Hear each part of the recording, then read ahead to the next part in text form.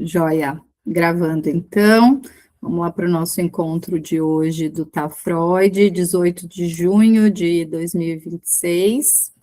Vou colocar a apresentação. Estamos gravando então agora. Depois eu peço para quem chegou agora, no combinado, a gente conversa assim que terminar essa parte da gravação.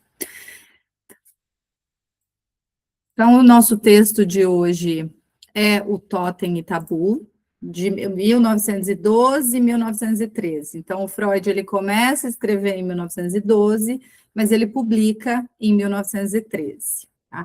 A edição que eu estou utilizando, tanto né, que eu utilizei para minhas pesquisas, para leitura, e né, que vocês veem aí no slide, é a edição da Companhia das Letras, das obras completas do Freud. Então, é esse aqui, da capa verde, volume 11, né? Aqui, né, a Companhia das Letras, a publicação é feita em ordem cronológica, né, conforme Freud escreveu. Então, o Totem e Tabu você encontra nessa coleção, nesse volume, né, aliás, de 1912 a 1914. Nesse livro aqui tem outros textos também, né? Tem o Contribuição à História do Movimento Psicanalítico, que é muito bom. Esse é mais gostoso de ler. Contribuição ao Movimento Psicanalítico, eu acho bem gostosinho de ler. E Totem e Tabu está aqui, né? Não é o livro todo. Totem e Tabu tem umas 200 páginas, mas você encontra, né? Esse e outros textos nessa coleção. Para quem está vindo, então, pela primeira vez, né, eu gosto sempre de reforçar e contar, né, que aqui, como eu disse, né, um texto de quase 200 páginas, então seria muita pretensão minha conseguir passar por todo o texto. É um texto denso, é um texto que fala para a gente de neurose, fala de religião, fala de toteísmo, fala de tabu, né, então... recomendo a leitura, claro, para quem já leu. Para quem não leu, após a nossa conversa aqui, voltem, tentem ler. Às vezes, até depois da gente ter conversado, fica mais fácil a leitura, né? Mas tentem ler e tentando, né, construir essa compreensão da teoria, né, a partir né, sem se apegar, na verdade, a cada parágrafo, a cada linha, a cada palavra, né, muitas vezes, não entendi aqui completamente, mas segue, né, segue a leitura, né, eu estou trazendo aqui, então, os textos em ordem cronológica, a gente já teve alguns encontros, começamos com a interpretação dos sonhos, de 1900, então, quem não viu, tem gravado lá no YouTube, eu envio sempre o link, tem ali na descrição do grupo do WhatsApp também. Então, se permita, né, apostar nessa leitura em movimento, não conseguiu ler, volta, tenta ler de novo, vou mandar o link lá que eu encontrei do YouTube, no YouTube do audiobook, é legal ouvir, né, se você não está conseguindo ler, mas se permitam, então, gente, sustentar esse avanço, né, da leitura das obras, né, tolerando o não saber, né, não, tolerando, assim, não vou, pode ser que eu não compreenda o texto todo, e aí, como eu estava dizendo, né, seria muita pretensão minha, então eu trouxe alguns pontos principais desse texto para a gente conversar. Começando, então, né, a falar dele, como eu disse, né, Freud começou a escrever em 1912, publicou em 1913, e é um dos textos clássicos da psicanálise. Né? Então, para o Tá Freud, como os encontros são mensais, eu escolhi os textos, né, que eu, Débora, considero primordiais, assim, que eu considero muito importantes, né, a nossa leitura. Então, esse é um deles, né? Gosto muito do texto, acho complexo de ler, mas gosto bastante, e ele é uma obra muito importante, né? Então, a gente estava até conversando, né, antes de começar a gravação, que né, ele é um texto denso, e por que não é tão fácil a leitura, né? Então, a princípio, o Freud escreveu endereçado né, e colaborando com a antropologia social. Então, ele escreveu pensando, sim, nos antropólogos, né, o que é antropologia, né, essa ciência que estuda a humanidade de uma forma integral, né, que investiga a origem, a evolução biológica, as linguagens, costumes, crenças, organizações sociais do ser humano, né, tanto no passado quanto no presente. E o Freud, né, diga-se de passagem, fazia ótimas pesquisas, né, então a gente lê nos textos, né, realmente ele se debruça e ele vai pesquisar, né. Então, nesse texto, ele buscou analisar a gênese dos totens, que são os símbolos sagrados e respeitados, e os tabus, que são as proibições de origem incerta que cercam e cerceiam a liberdade individual e coletiva de uma determinada sociedade.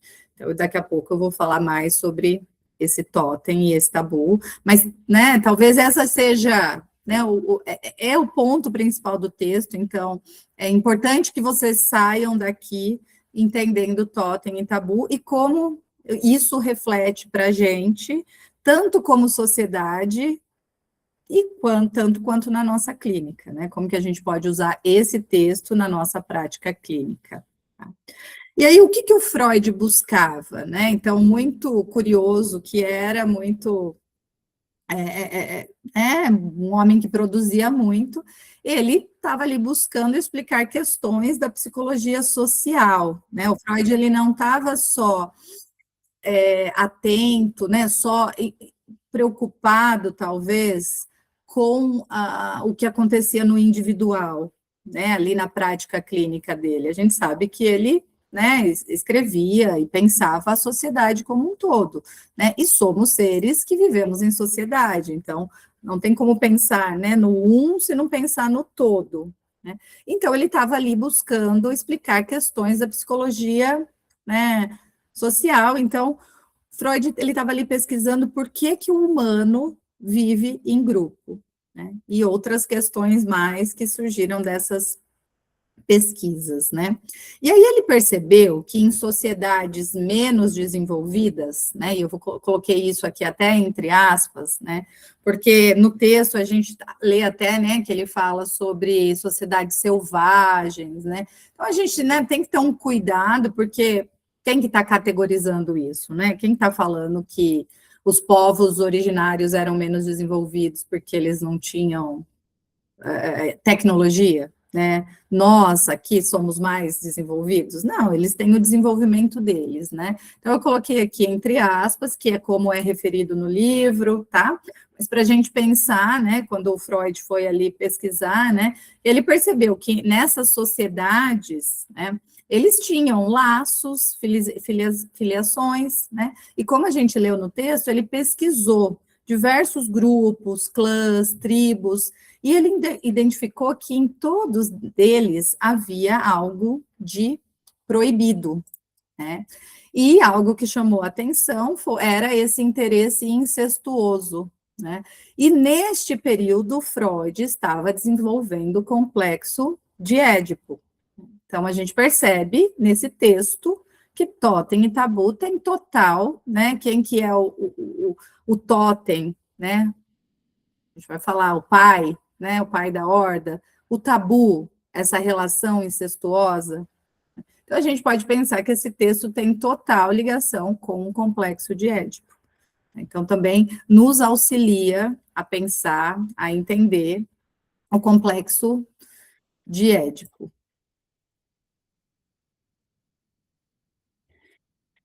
E aí, né, o primeiro capítulo que ele traz ali nesse, né, no texto, o texto é dividido, né, a estrutura é dividida em 4 tópicos. O primeiro é o horror ao incesto.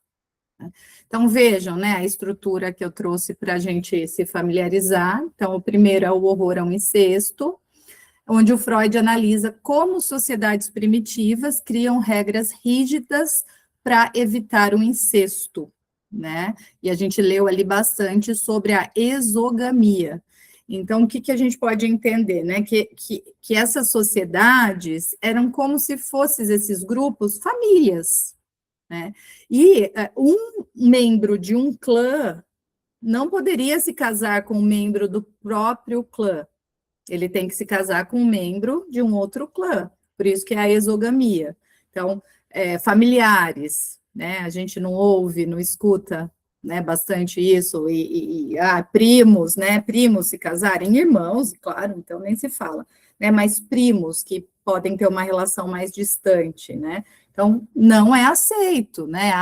É um tabu, é um horror ao incesto, né? Mesmo em caso de familiares, né? Então, nesse primeiro capítulo, esse primeiro tópico, aliás, do texto, Freud se debruça sobre isso. No segundo, ele vai falar sobre o tabu e a ambivalência dos sentimentos, né? Então, Freud examina o tabu como uma proibição que gera desejo, revelando sentimentos contraditórios. Eu acho o máximo esse capítulo na hora que começa a falar que da sogra, né, que o marido não pode se relacionar com a sogra, e aí isso me fez muito pensar assim, será que é por isso que vieram as piadas de sogra, né, para virar mesmo que um tabu, né? Lembrei de outra coisa também, no final da apresentação eu vou trazer mais cultura pop, mas me lembrei daquela novela, não sei quem é dessa época, do Manuel Carlos, das Helenas, que era a Vera Fischer, a Carolina Dickmann e o Reinaldo Gianecchini, né, que a Carolina Dickmann, primeiro a mãe se apaixona, depois vem o filho, depois ela, a filha, né, e ele se relaciona com os dois, né, então é a sociedade, né, e aí o Freud pesquisa, isso já acontecia, né, gente, lá em 1800 e tanto, até antes, né, porque o Freud pesquisou essas sociedades antigas. O terceiro tópico, ele traz o animismo, magia e onipotência dos pensamentos. Ele estuda as crenças e sistemas de pensamentos primitivos. Esse capítulo, particularmente, é tenso, não é denso, é tenso demais quando ele fala da magia, mas é interessante quando ele relaciona com a neurose, né? É muito interessante. Então, se permitam ler, né, deixando algumas questões de lado e se fixando em outras que são mais importantes para a gente, né? E o quarto, né, é o retorno do toteísmo na infância, onde ele conecta a psicologia dos povos primitivos com a psicanálise infantil e o mito fundador. Vamos só entender, então, um pouquinho desse contexto, né, desse texto. Então, o Freud escreveu Totem em Tabu num momento em que ele buscava ampliar as fronteiras da psicanálise, conectando o funcionamento psíquico individual às origens da cultura e da religião. Então, como eu disse, né, o Freud, ele escrevia, claro, pensando naquele único, mas ele estudava, né, então a gente vê em outros textos, né, a gente vê o mal-estar na cultura, né, ou na civilização, dependendo da tradução, a gente tem outros textos, né, Moisés e o monoteísmo, tem outros textos que o Freud, ele traz esse estudo sobre a sociedade. Ele era inspirado pela antropologia e pela teoria evolucionista, né? Então, ele propõe que os mecanismos psíquicos presentes nos neuróticos modernos, né, daquela época dele, são equivalentes aos encontrados nos povos primitivos, né? E lendo esse texto 100 anos, mais de 100 anos depois, né, hoje nós somos os neuróticos modernos e a gente ainda se assemelha aos povos, né, que o Freud chamou de povos primitivos, gente, né? Acho que a gente pode pensar, né, no exercício da nossa clínica que nada mudou, estudando a psicanálise, né? Então, o livro marca essa tentativa freudiana de aplicar a psicanálise à sociedade e à história da civilização. Vão anotando aí se surgirem dúvidas, tá joia? Para a gente conversar no final. Então, Freud propõe que as origens da moralidade, da religião e das normas sociais, como o tabu do incesto, derivam de conflitos inconscientes semelhantes aos encontrados nos neuróticos, especialmente o complexo de Édipo. E a gente vai entender isso por quê. Então, a cultura, segundo ele, nasceu do assassinato do pai primordial por um grupo de filhos que, arrependidos, criaram o totem e os tabus como forma de reparar e controlar a culpa. Então, vamos falar também de culpa, né? E nesse texto, assim, fica bem claro, eu acho bastante interessante isso também, né? Como, né, a gente, quando a gente fala de superego, né, de supereu, como quando a gente fala de culpa, a gente vai entender que a gente está falando dos neuróticos, né? Porque outras estruturas não apresentam essa culpa. Então, aqui é um texto, né, onde o Freud, a clínica do Freud era uma clínica para neuróticos, né, talvez ele nem tenha tempo tanto de se debruçar em outras estruturas, a gente sabe que depois vieram, né, os pós-freudianos, que foram, né, mais além, pesquisaram, né, as perversões, a psicose, né, mas aqui a gente vai falar desse grupo neuróticos e, né, tem culpa, tem uma neurose, né.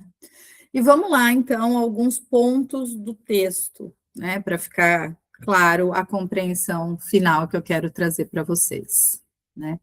Então, aqui a gente vai falar do totem, né, vamos entender totem, né, aqui o toteísmo, né, eu trouxe uma figura aqui, né, de um totem, que quando a gente pensa em totem, não sei vocês, né, eu penso nesses totens, nessas figuras, né? Mas o que é, então, esse toteísmo, né? É um sistema de crenças em que um grupo, né, que geralmente uma tribo ou um clã, se identifica com um animal ou planta sagrado, né, no caso, esse totem, considerando seu ancestral ou seu protetor, né? Então, aqui um exemplo, né? Um clã pode considerar o canguru seu totem e por isso é proibido caçar ou comer esse animal. Então, no livro ele fala bastante do porco, né? Em algumas tribos ali, o porco, né? Se a gente pensar, né, em outras sociedades, na Índia, né? A vaca é sagrada, não pode comer, não pode matar, elas andam, né, pela rua ali. Então, isso é um totem, né? Então, para a tribo, né, para o clã, este é o totem, esse animal, né, uma planta sagrada, né, que é considerado por eles o protetor, né? E depois o totem, né, ele vira, né, ele pode ser em forma de imagem, né, onde é que é, em qual as Ilhas de Páscoa, que tem os totens de, como é que é o nome, né, de pedra. Então, né, esses são os totens. Tabu, né, tabu é algo, né, claro, muito para a gente, né, o que é um tabu, né? Regras de proibição impostas aos membros do grupo, geralmente relacionadas a temas sagrados ou proibidos, como o incesto, o contato com o sangue ou a morte, né? Então, no livro, a gente vê partes, né, que ele fala sobre a menstruação, né, e como, né, ainda hoje há muito tabu, né, sobre isso, né, menstruação, sexo, né, então, o incesto, né. Então, um exemplo aqui, entre muitos povos, o tabu do incesto impede o casamento entre parentes próximos, visto como algo impuro ou perigoso, né? Então, na nossa sociedade, né, ainda atualmente, né, então, como eu comentei, esse tabu, né, entre o relacionamento de primos, né? E aí fica, né, para a gente pensar, eu até fui buscar, estava pensando, né, fiz uma pesquisa bem superficial sobre a questão genética, né? Então, a gente sabe, sim, né, pelo que eu li, tem uma questão genética, né, isso aumenta, né, o risco de parentes consanguíneos terem filhos juntos, mas fica aí para a gente pensar, né, é mesmo uma questão genética ou ainda seguimos esse, né, esse tabu lá dos ancestrais, desses povos primevos, né, sobre o não relacionamento entre, né, membros da própria família. E aí, vamos entender, né, para a gente conversar mais sobre o totem e o tabu, a historinha que o Freud traz.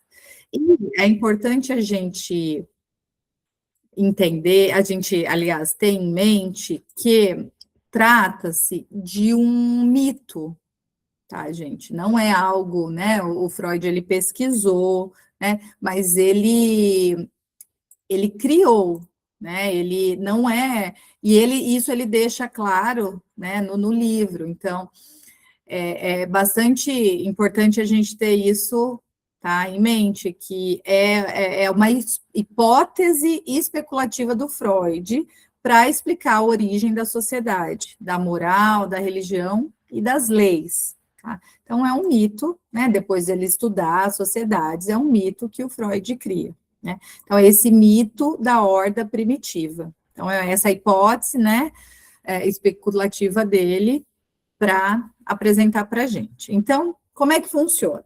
Nós temos lá um pai tirano, que é um homem violento, ciumento e que domina sozinho o bando de humanos primitivos. Esse pai, ele tem o monopólio das mulheres. Então, ele retém todas as mulheres para si, as esposas, as filhas.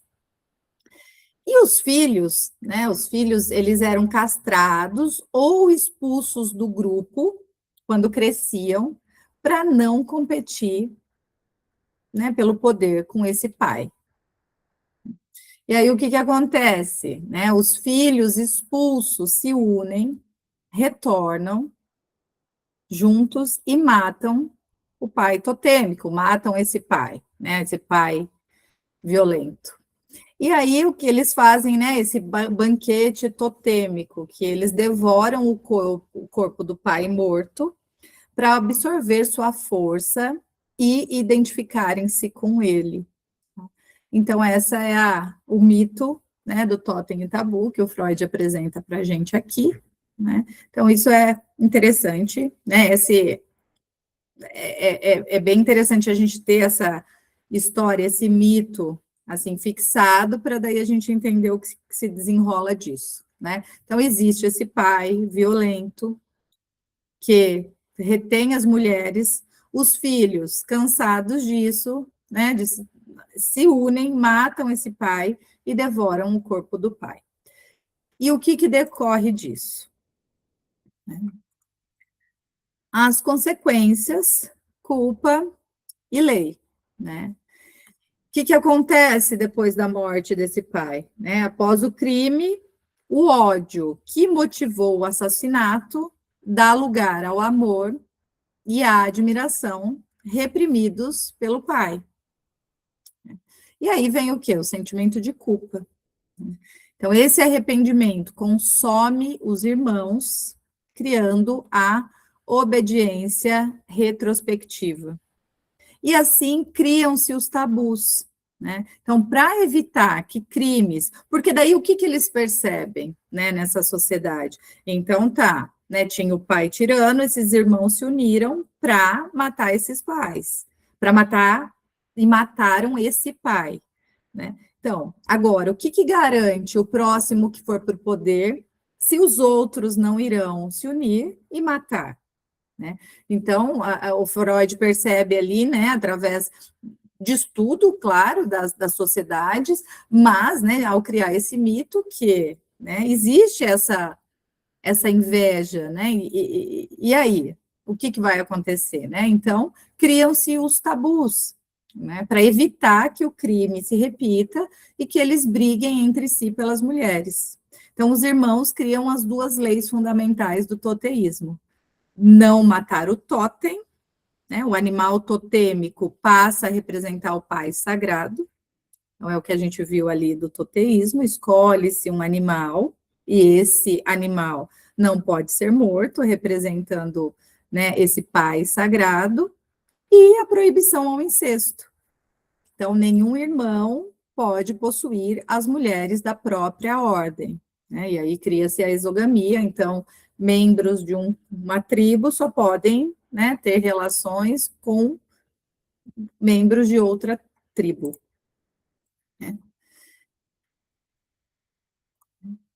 E aí, que mais, né? A religião nasce como uma tentativa coletiva de lidar com a culpa inconsciente pelo assassinato do pai primordial, né? Então, isso é algo que o Freud, né, apresenta, né, que ele coloca ali e ele fala, né, sobre essa origem, então, né, das religiões, né, o quanto as religiões elas vêm, né, elas nascem nessa tentativa mesmo, né, de lidar com a culpa inconsciente pelo assassinato do pai. O totem passa a representar esse pai, e os rituais, né, como sacrifícios, expressam o arrependimento e o desejo de reconciliação. Então, o exemplo é que os rituais religiosos são vistos como repetições simbólicas do crime e da expiação, matar e depois reverenciar o mesmo ser, né?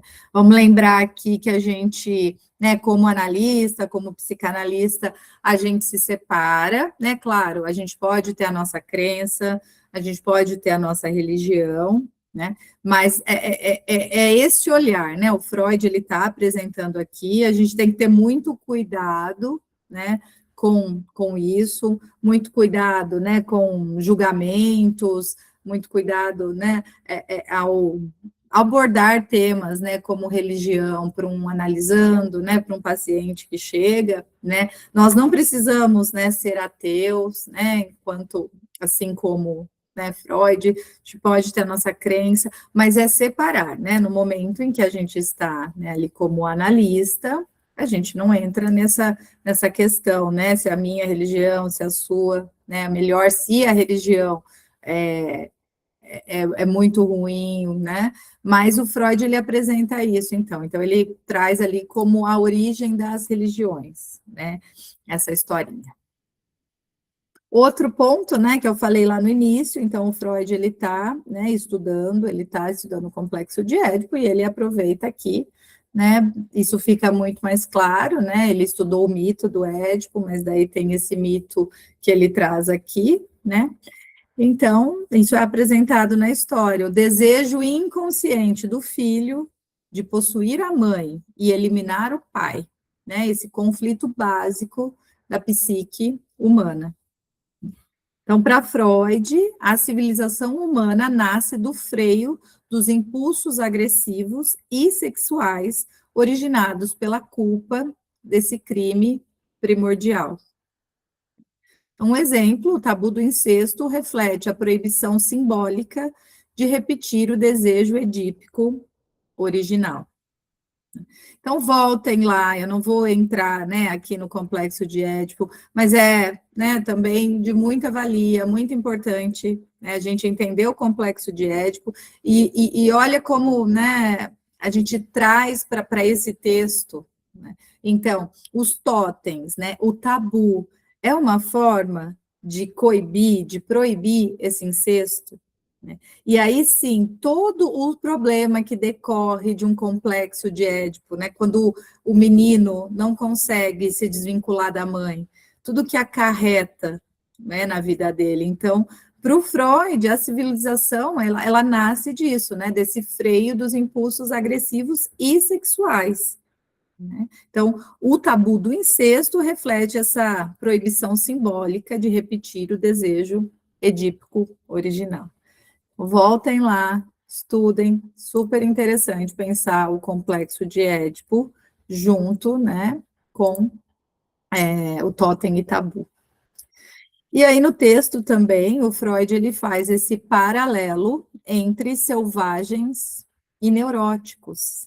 Então, o Freud argumenta, vocês leram lá, né, que há semelhanças psicológicas entre os povos primitivos e os pacientes neuróticos, pois ambos revelam pensamentos mágicos, ambivalência afetiva e repressões inconscientes. Então, assim como o neurótico evita tocar em certos objetos por medo irracional, o primitivo evita violar tabus por temor de punições sobrenaturais. Então, aqui, né, falando de uma. Eu vou falar mais no próximo slide. Agora, aqui falando um pouquinho da nossa, né, prática clínica, né? O que esse texto, então, nos ajuda, né, a pensar na nossa prática clínica, né? O livro, né, o texto ajuda, né, nos ajuda a compreender a origem arcaica e simbólica de certas culpas inconscientes, fobias e rituais obsessivos. A análise dos tabus culturais auxilia na interpretação de proibições internas e repressões que aparecem na fala do paciente. Compreender que a moral e o desejo têm origens inconscientes e coletivas ajuda o indivíduo a lidar melhor com a culpa e o conflito entre pulsão e lei. E promove uma visão mais empática das neuroses, entendendo-as como expressões humanas e universais. Vou explicar melhor aqui no próximo slide, né? Então, vamos pensar aqui num atendimento de um paciente obsessivo, né? A gente pode pensar num paciente que tem rituais obsessivos, né? Eu não sei se eu marquei aqui, mas tem uma passagem do texto que o Freud fala, né, sobre o caso da. Achei aqui, ó, na página 57. Tanto a história clínica como o mecanismo psíquico da neurose obsessiva tornaram-se nossos conhecidos através da psicanálise. Eis a história de um caso típico de delírio de toque. Bem, no início, na primeiríssima infância, evidenciou-se um forte desejo de tocar, cujo objetivo era muito mais especializado do que se esperaria. Logo veio de encontro a esse desejo de fora a proibição de realizar justamente esse toque. A proibição foi aceita, pois pôde ancorar-se em poderosas forças internas. Revelou-se mais forte do que o instinto que queria manifestar-se no toque. Mas, em virtude da primitiva constituição psíquica da criança, a proibição não conseguiu abolir o instinto. A consequência da proibição foi apenas reprimir o instinto, o desejo de tocar, e bani-lo para o inconsciente. Proibição e instinto foram ambos mantidos. O instinto, porque estava apenas reprimido, não abolido, a proibição, porque quando cessasse, o instinto viria à consciência e alcançaria a realização. Estava criada uma situação não resolvida, uma fixação psíquica, e do persistente conflito entre proibição e instinto deriva tudo o mais. Está na página 57 do livro. Então, Freud está falando aqui, né, de uma neurose obsessiva com, né, o que a gente conhece hoje como o toque, né? Então, olha que interessante, né? E aí nos remete a outros conceitos, né, muito necessários que precisamos estudar, porque sem um a gente não consegue entender o outro. Mas o Freud aqui, né, na tradução da Companhia das Letras, a gente vê como instinto, mas quando você lê instinto, entenda como pulsão, né? Então, a criança tem lá a pulsão de tocar algo, mas ele recebe uma proibição que não pode, né? Não pode ser tocado. A proibição, ela vai resolver esse conflito? Vai aniquilar, vai elaborar a pulsão? Não. Aí a criança mantém, né, a pulsão, o desejo ali de tocar, mais a proibição, né? Então, isso gera, né, essa neurose obsessiva. Então, na nossa clínica, né, ao atender um paciente obsessivo, né, depois de ler esse texto, a gente pode interpretar os rituais, né, como equivalentes modernos de tabus antigos. E essas tentativas de controlar a culpa inconsciente, né? Então, na clínica, nós vamos explorar o que tem, né, por trás, né? O que ele quer evitar, né? Se é uma pessoa, tem uma passagem no texto também, ele fala da pessoa que precisa, né, se lavar as mãos. E aí, né, o que tem por trás dessa proibição, dessa necessidade, né, dessa pulsão, né? Então, leiam, né, voltem lá, leiam, tentem entender o texto, porque é bem interessante para a gente pensar nessa questão, pensar a neurose obsessiva. E, né, outro caso também, né, em casos de culpas difusa, né, quando tem várias culpas ali que a gente não sabe, né, exatamente a causa, de onde vem, o analista pode explorar sua ligação com figuras parentais internalizadas, esse pai simbólico, ajudando o paciente a elaborar o conflito entre desejo e proibição.